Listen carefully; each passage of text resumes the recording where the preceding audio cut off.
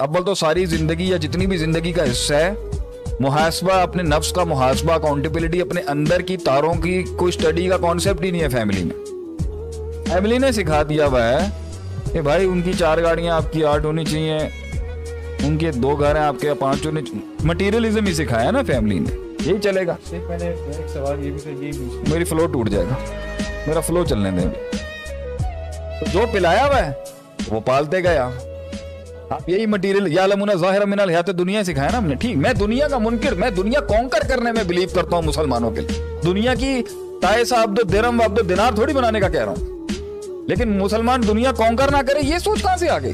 تو اگر نہیں ہوتا تو آپ صلی اللہ علیہ وسلم کے بعد پھر یہ کانسٹینٹینوپل اور اسپین اور یہ کیوں چلے گئے صحابہ؟